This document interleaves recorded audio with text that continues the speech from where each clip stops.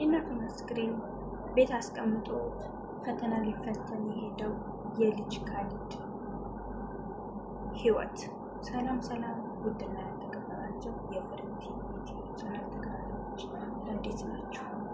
በጣም የሚያሳዝንና ልብ የሚሰብር የልጅ ካሊድ ህይወት። ገና ልጅ ነው፣ እርጦ አልጠገበም። ግን የእናቱን ቃል ላለማጠፍ ብሎ የእናቱን ቃል ላለማጠፍ ሲል ፈተናውን ሊፈተን ወደ ትምህርት ቤት ይሄዳል። እናቱን ሌሊት 7 ሰዓት ህይወቱ ያልፋል። እሱ ደግሞ ጧት ላይ ፈተና አለው። ግዴታ ደግሞ ፈተናውን መፈተን አለበት። እናቱ ቃል ስላስገባችው አደራችሁን እኔ ሳልመጣ እናቴ እንዳትቀባት በማለት ፈተናውን ሄዶ ተፈትኖ ከተመለሰ በኋላ ከሰዓትም ፈተና አላቸው። እናቱን ከቀበረ በኋላ ከሰዓት ተመልሶ ወደ ትምህርት ቤት ይጓዛል። ፈተናውን እየተፈተነ ግን የሚፈተነው በእንባ ነው፣ እየታጀበ ፈተናውን እየተፈተነ በጣም የሚያሳዝን ልብ የሚሰብር ከሰማሁትም ካየሁኝ ሰዓት ጀምሬ እውነት ነው የምላችሁ፣ እግዚአብሔርን የምላችሁ እንባዬ በጣም ነው የሚፈሰው። ሳይም ገና በቃ እንባዬ ነው። ምክንያቱም ገና ልጅ ነው፣ ኃላፊነት የሚወስድ ልጅ አይደለም። የሁለት ልጆች ኃላፊነት አለበት። ይሄ በጣም ከባድ ፈተና፣ በጣም ከባድ ማለት ነው። እናቱ እንግዲህ ሮመዳን አካባቢ ነው የታመመችው ነው እያለ ያለው። እናቱ እንግዲህ ጎረቤቱ እንደተናገረችው የማህፀን እጢ እሱን ኦፕሬሽን ተሰርታለች ነው ያለው። እንግዲህ ያንን ተሰርታ ደህና ናት፣ ግን ስራ እንደዚህ እየሰራች አንድን አቅፏት ወደቀች። የወደቀችውም እንደዚህ በፊት ለፊት ነው የወደቀችው እያለ ያለው። በወደቀችበት ሰዓት ይመታትና ያንን ቁስል ይመተዋል። ከዛ በኋላ ህመሟ በጣም እየባሰ ለ2 ወር ታማ ያገኘችው። ሆስፒታልም እንደገባች ጎረቤት ሂዶ ለመጠየቅ ሲሄድ ልጅ ካሊድ ወደ ቤት ይመጣና ወንድሞቹንም አይቶ የሚበሉትንም ሰርቶ ለእናቱም አጥሚት ሰርቶ ወደ ሆስፒታል ይዞላት ይሄድ ነበር። ይሄ ራሱ በጣም ከባድ ነው። እግዚአብሔርን በጣም ከባድ። እኔ እንጃ ማለት እኛ ራሱ መወጣት አንችልም ይሄንን ኃላፊነት ማለት ነው። ከዛ በኋላ ደግሞ ማንም ሰው የለም ያለው።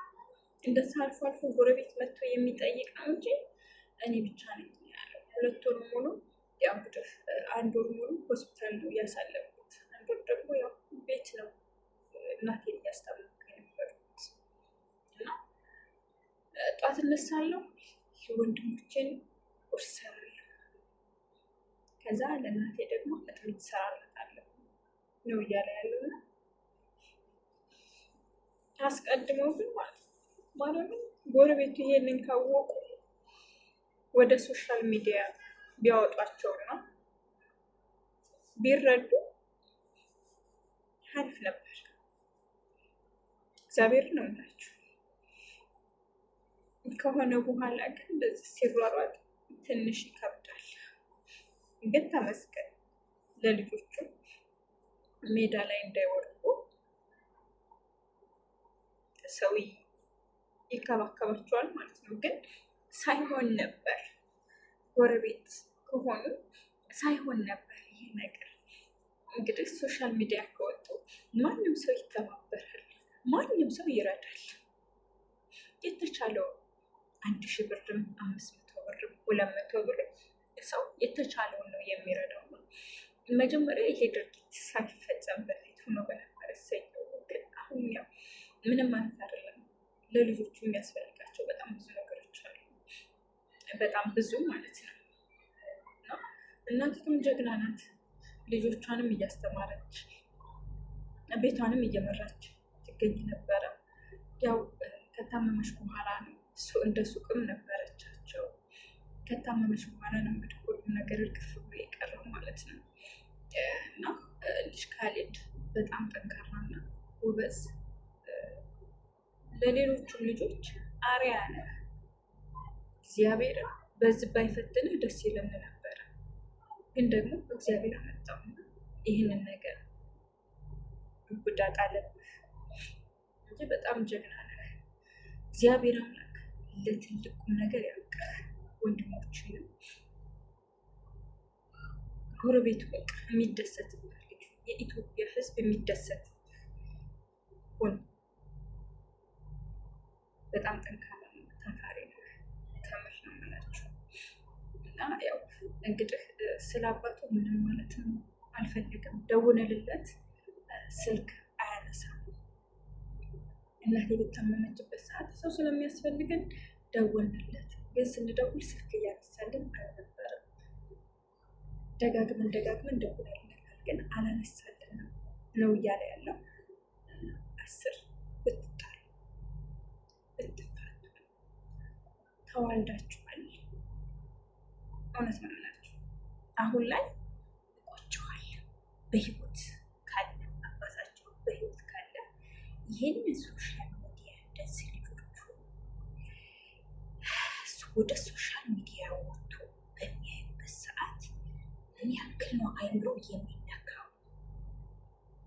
ማሰቢያ ካለው ማለት ነው። ማሰቢያ ካለው አይምሮ እንዴት ነው የሚያገናዝብለት?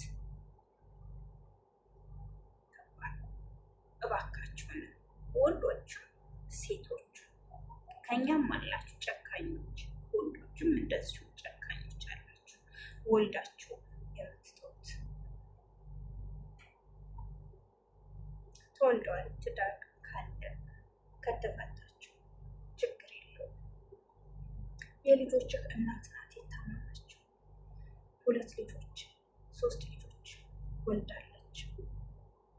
ይሄ አንደኛውን አያውቀውም ያሉት፣ አንደኛውን 3ኛውን ልጅ አያውቀውም። እሱን ሳትወልድ በኋላ የተጣሉት የተለያዩት፣ እንዳረገዝሽ ነው የተለያዩት እያለ ያለው። ግን ያም ቢሆን ትንሽ ይከብዳል፣ ያማል። አሁን ላይ የአይምሮ ጠባሳ እንደ እግር እሳት ነው የሚያንገበግበው። በህይወት አባታችሁ ካለ ማለት ነው። ከሞተ አረፈ፣ እግዚአብሔር ነው ከሞተ አረፈ፣ ከዚህ ሁሉ ፈተና አረፈ። በቃ በህይወት ከሌለ ማለት ነው። ግን በህይወት ካለ በጣም ይከባድ ነው።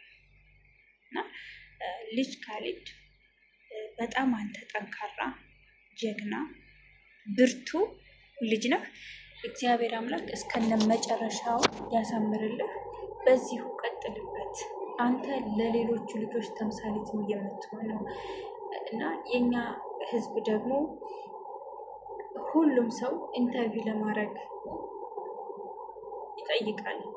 ልጁን ግን ከዚህ በኋላ በቃ ባይነሳ